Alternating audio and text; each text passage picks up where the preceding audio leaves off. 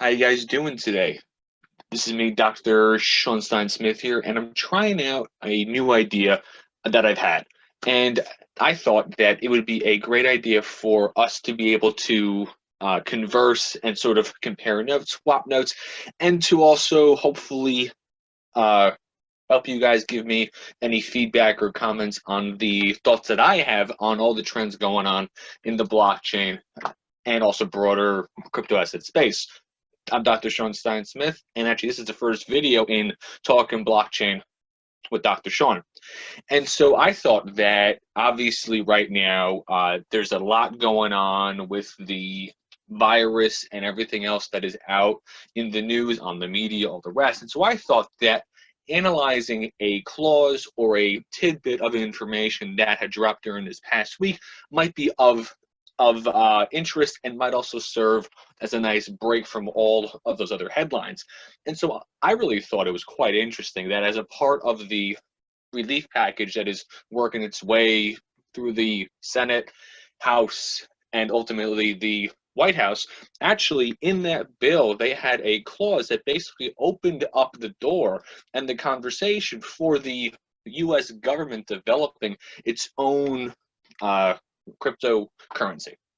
And obviously, the idea of a governmentally backed crypto asset has been tossed around by quite a few countries out there, both in Europe, in Asia, all over the world.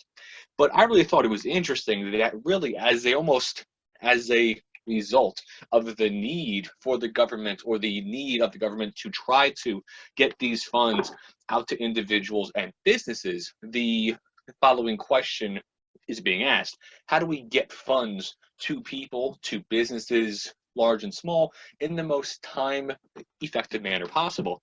And the fastest way to do it is with a digital version of this money. And so I just thought if we tab down into this article, really, I mean, it's an open item really to understand whether or not this clause was introduced as a idea or whether it was introduced as part of a serious push to actually have this happen, right? And I have not seen the actual text of the bill because it's being voted on, I believe, as we speak today on March 26th in 2020. So if you're watching this in the future, you actually know more on this than I do.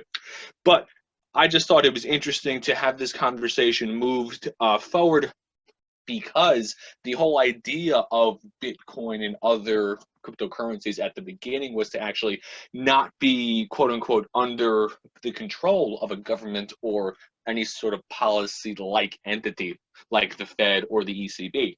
And so I thought it's really quite interesting to see how far or how much the conversation has actually changed, right? From Bitcoin being almost a open source currency alternative to now a clause in a bill being debated in the US House and Senate, including a sort of call to action for the federal government and the Federal Reserve to actually set up its own version of a digital US dollar.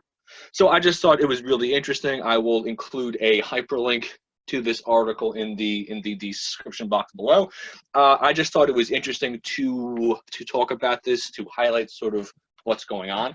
I'm not sure how it's ultimately going to play out, and I don't know if this is a indication towards a bigger shift towards more governments, more sort of centralized institutions trying to issue their own cryptocurrencies. I know last year there was Libra was launched and then got instantly into hot water. So it's going to be interesting, I think, to ultimately see how this all plays out. I thought it was worth, highlighting and sort of bringing to your attention right now. And I'm going to be trying to upload my fresh takes on any blockchain news every single day.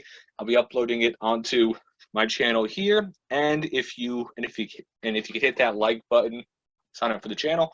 And if you enjoy what you're hearing, I'm also over on Twitter, posting constantly on blockchain, crypto, and everything tech. All right, guys, have a great afternoon.